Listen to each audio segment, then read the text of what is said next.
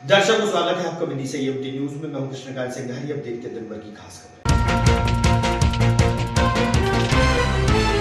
Police अधीक्षक रोहित कासवानी ने की पत्रकार वार्ता। चोरी हुए 200 से अधिक मोबाइल सौंपे मोबाइल मालिकों को।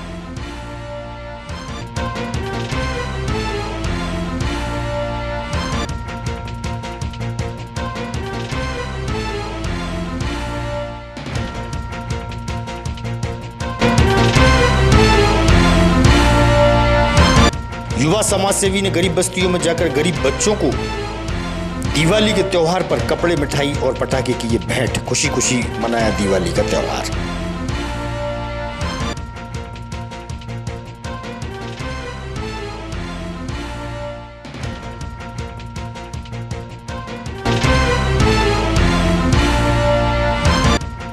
और डॉक्टर्स के मनमाने रवैये के चलते चुनिंदा मेडिकल स्टोर पर ही मिलती है लिखी दवाइयां। मरीज के परिजन होते हैं परेशान। दी जानकारी।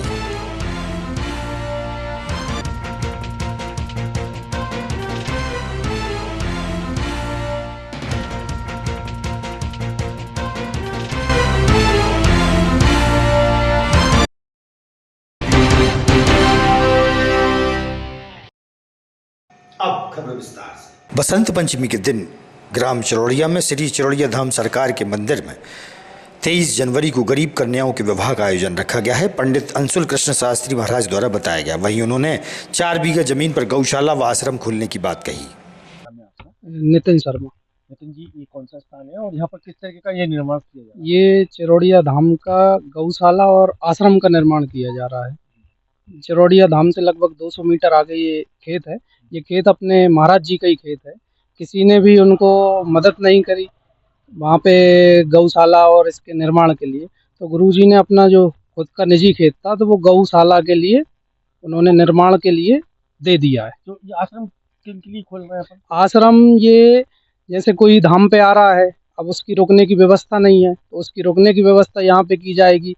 साथ ही गौशाला का निर्माण, जिन गाय को लोग लगा के छोड़ देते हैं, जो दूध देना गाय बंद कर देती है, उस गाय को यहाँ लाया जाएगा। रोड पे कोई भी गाय का एक्सीडेंट हो गया, आदमी छोड़ देता है, उसका यहाँ ला के उपचार किया जाएगा एवं यहीं उसको रखा जाएगा।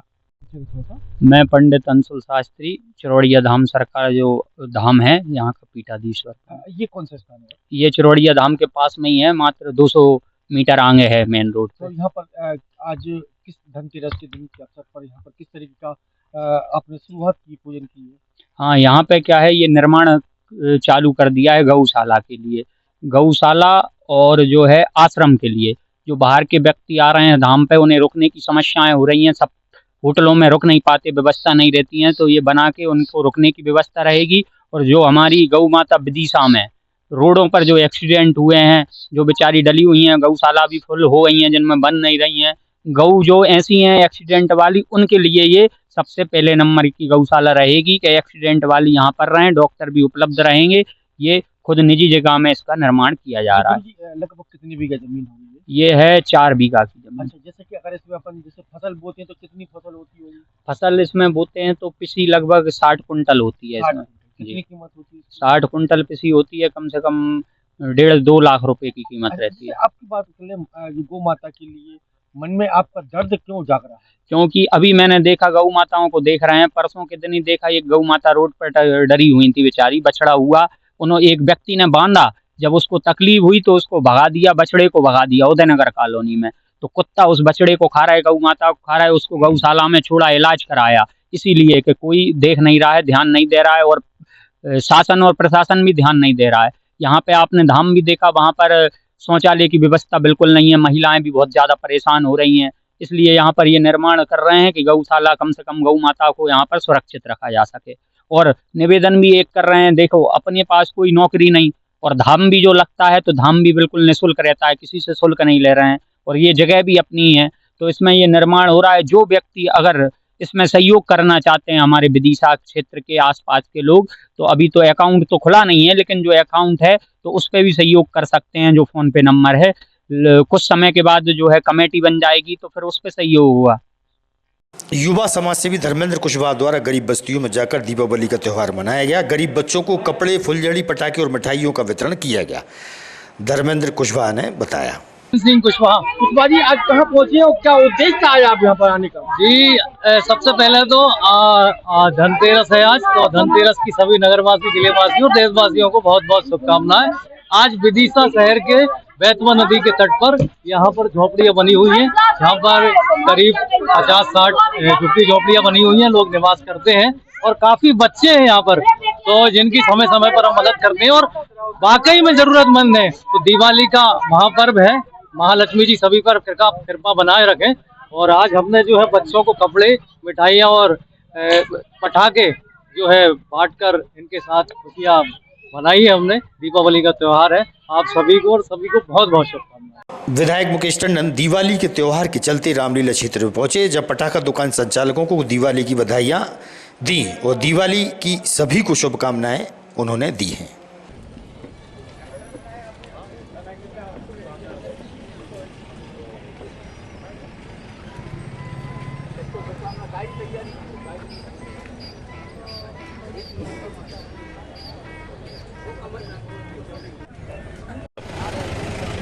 दीप उत्सव का पावन पर्व आज से प्रारंभ होता है। आज धनतेरस है। माँ धनतेरी की, भगवान धनतेरी की कृपा सब पर बरसे, सब स्वस्थ रहें, सबका मंगल हो।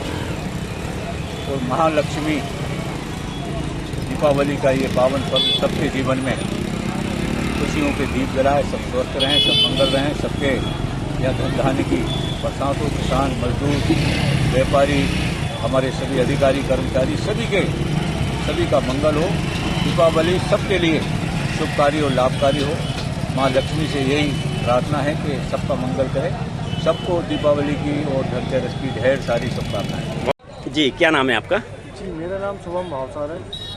ये फटाखे दुकान लगा रखी है आपने, क्या क्या आपने फटाखों को व्यवस्था क्या रखी है?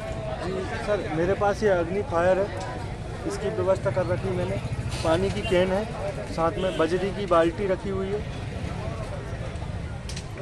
बगल लाइसेंस है मेरे पास। अच्छा, बाकी जो चीज़ रहती है लगभग सब है। कोई चाइना का माल नहीं है मेरे पास।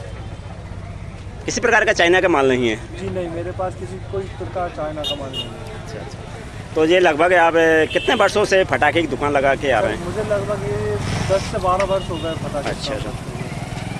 तो पिछले साल की अपेक्षा इस वर्ष से आप कितना मतलब वो रेट के इफेक्ट आया? करीबन 15 से 20% बढ़ोतरी आई है रेट में। मेडिकल स्टोर संचालक ने बताया कि डॉक्टरों की मनमाने रवैये के चलते जो दवा डॉक्टर द्वारा लिखी जाती है, जो उनकी चुनिंदा मेडिकल स्टोर पर ही मिलती है। इस संबंध में एक दवा क्रेता ने बताया कि वह माँ बीमार थी, दूसरे अन्य मेडिकल स्टोर पर दवा लेने पहुंचा तो उक्त मेडिकल स्टोर पर दवा नहीं मिली। सब्स्टिट्यूट दवा मिली तो डॉक्टर ने मना कर दिया। डॉक्टर्स की कमीशन खोरी के चलते मरीज के परिजन भी परेशान होते हैं। माखन सिंह, डॉक्टर को दवाइयाँ ऐसी लिखना चाहिए, किसी भी मेडिकल पे उपलब्ध होना चाहिए वो दवाई। किसकी दवाई लेने के लिए आए थे?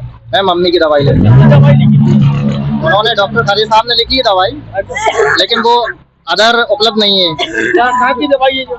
ये डॉक्टर खरे साहब ने लिखी है, उनके सामने ही मिलेगी और कहीं दूसरी दुकान पे नहीं मिलेगी।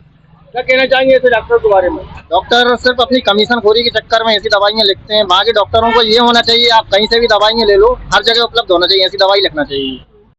क्या कहना चाहेंगे आज आप? कुछ नहीं, मैं इतना कहना चाहूँगा, आधे से ज्यादा डॉक्टर जो है ना, बड़ी बड़ी डिग्री वाले, वो मोनोपोली दवाइयाँ लिखते हैं। अगर अपन उसका सब्स्टिट्यूट करके देते हैं ना दूसरी दवाइयाँ, तो साफ मना कर देना, ये नहीं वही लो आप पास की मेड। तो ऐसे क्यों करते हो? अब ये अपन को नहीं आइडिया, लेकिन वो उनकी कंपनी की दवाइयाँ चलाते हैं, उसमें उनको फायदा मिलता है इसलिए।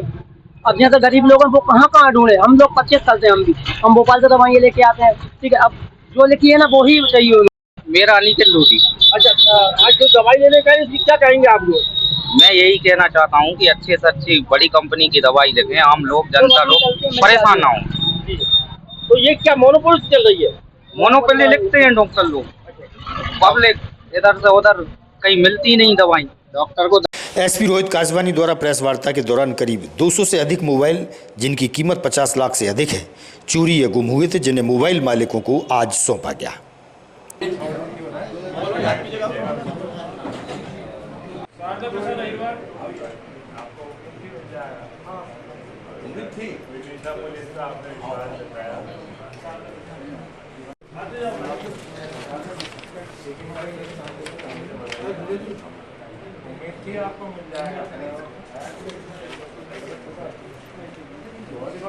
पर हमने एक अभियान चलाया था जो मोबाइल घूमते हैं या चोरी होते हैं उनकी रिकवरी के लिए विशेष अभियान चलाया गया था, मिशन मोबाइल रिकवरी। इसमें जो अभी 15 दिन में 5 अक्टूबर से 19 अक्टूबर तक जो अभियान चला उसमें 275 मोबाइल हमने रिकवर किए जिनकी कुल कीमत है 55 लाख रुपये। और इसमें हमारी साइबर सेल और सभी थानों की पुलिस ने सराहनीय कार्य किया है। हमारे एडिशनल एसपी साहब, CS साहब और सभी अनुमोद विभागीय अधिकारियों ने इनकी नियमित मॉनिटरिंग की, सभी को बधाइयाँ। इस मिशन मोबाइल रिकवरी में इस साल हमने 3 बार मोबाइल डिस्ट्रीब्यूट किए हैं, जिसमें 2 करोड़ 22 लाख के कुल 1112 मोबाइल हमने रिकवर किए हैं। तो पूरी टीम को पुनः बधाइयाँ और सभी को दिवाली की बहुत बहुत शुभकामनाएं।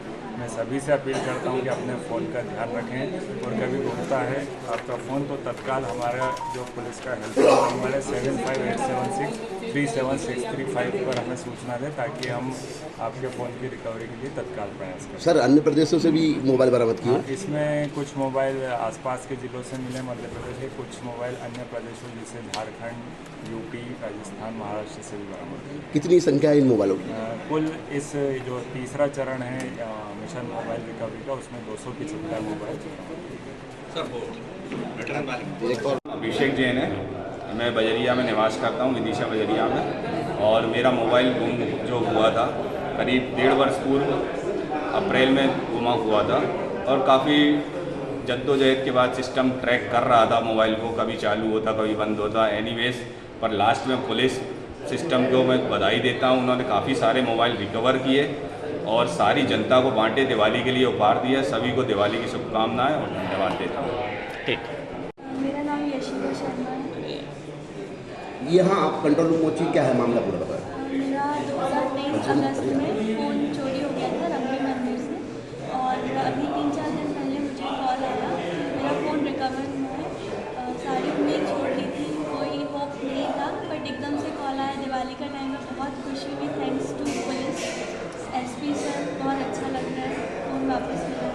मंदिर से कैसे चोरी हुई? जेब से निकाल लिया था, मंगलवार का दिन था, आरती चल रही थी, बहुत भीड़ थी, जेब से निकाल लिया। आपके लिए मोबाइल कितना इम्पोर्टेंट है? मोबाइल तो बहुत इम्पोर्टेंट है, लेकिन उससे ज़्यादा उसमें जो मेरे डॉक्यूमेंट्स, फाइल वगैरह हैं वो ज़्यादा इम्पोर्टेंट। किसी प्रकार का नुकसान तो नहीं हुआ?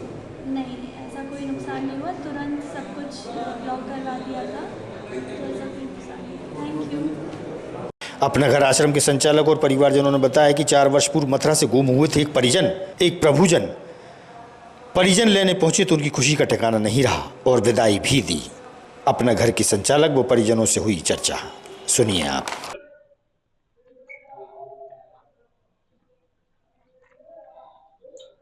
उसकी पूरी जानकारी लिख देना है और एक जोड़ी कपड़े बुलवा लो, अभी भोजन करके रवाना कर देंगे। नारायण, कहाँ के रहने वाले हो? मथुरा के। मथुरा के। घर कैसे आए थे? यहाँ 25 आदमी आए थे भरतपुर से। अच्छा, भरतपुर से। क्या हो गया था आपको? कोई क्यों लेके आए थे यहाँ पे आपको? बुलाया था उन्होंने। अच्छा, कोई बात नहीं। घर कोई दिक्कत तो नहीं है आपको? खाना वाना सब मिलता बढ़िया? हाँ बढ़िया। कैलाश।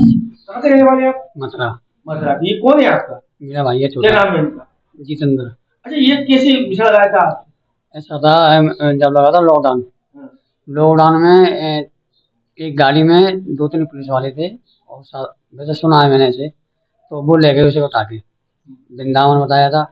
फिर हमने जांच की वृंदावन में, उसका कोई नहीं पता चला। फिर ये उसको ट्रांसफर कर दिया भरतपुर से यहाँ आ गया। इनका दिमाग कैसा था? दिमाग थोड़ा अजीब था। तो कोई जैसे कि आप भाई के मन में भाई के लिए पीड़ा कैसे जागी आपकी? पीड़ा ऐसे जागी, हमें तो कोई पता नहीं था ये कहाँ है कहाँ नहीं है। तो इनके यहाँ से 2-3 बंदे आए थे, वो कर रहे थे छानबीन। तो भाई को परेशान तो नहीं करोगे आप? भाई क्यों, घर ले जाओ, परेशान करेंगे अपन लेने क्यों आता है? जमीन कितनी है आपकी? जमीन नहीं है। अच्छा, क्या करते हैं आप? मैं रंग पेंट का काम करता हूँ। तो आप इनको रख लेंगे बढ़िया? केंद्रीय कृषि मंत्री शिवराज सिंह चौहान आज विदिशा आए, जहां पत्रकारों से भी रूबरू हुए हैं। वहीं माधवगंज से मुख्य बाजार होते हुए सभी को शहरवासियों को दीपावली के अवसर पर शुभकामनाएं उन्होंने दी। इस संबंध में पूर्व विधायक शशांक भार्गव व घनश्याम बंसल से भी चर्चा हुई। निवेदन करना चाहता हूँ, हमारे देश की अर्थव्यवस्था दुनिया की 4थी सबसे बड़ी अर्थव्यवस्था बन गई। अभी हम बहुत पीछे हुआ करते थे, जिनने हम पर राज किया उनको हमने पीछे छोड़ दिया और बहुत जल्दी तीसरी सबसे बड़ी अर्थव्यवस्था बनेगी। लेकिन उस अर्थव्यवस्था को और मजबूत बनाने के लिए हम अपने दैनिक जीवन में काम आने वाली चीजें स्वदेशी ही खरीदें। ये अपील माननीय प्रधानमंत्री जी ने की है और सारा देश लगभग इस मानसिकता में कि वो चीज तो हमारे देश में बनती, बनाए कोई, इससे हमारा मतलब नहीं है, बनाए कोई भी, कोई कंपनी बनाए, देश में अगर बनाती है देश के नौजवानों को रोजगार मिलता है, हमारे कारीगर और बाकी लोगों को रोजगार मिलता है। उन्हीं चीज़ों को हमको खरीदना चाहिए जिससे हम अपनी अर्थव्यवस्था को और मजबूत बना सकें और तेजी से आगे बढ़ा सकें। और इसलिए हम स्वदेशी अपनाने का भी संकल्प लें। ये मेरी सभी बहनों और भाइयों से विनम्र प्रार्थना है, अपील है।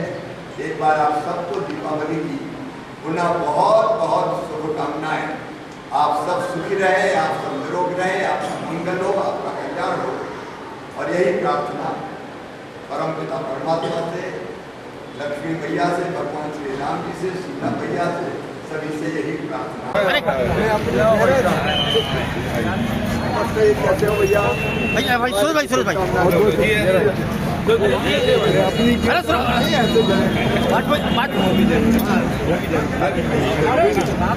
राधे राधे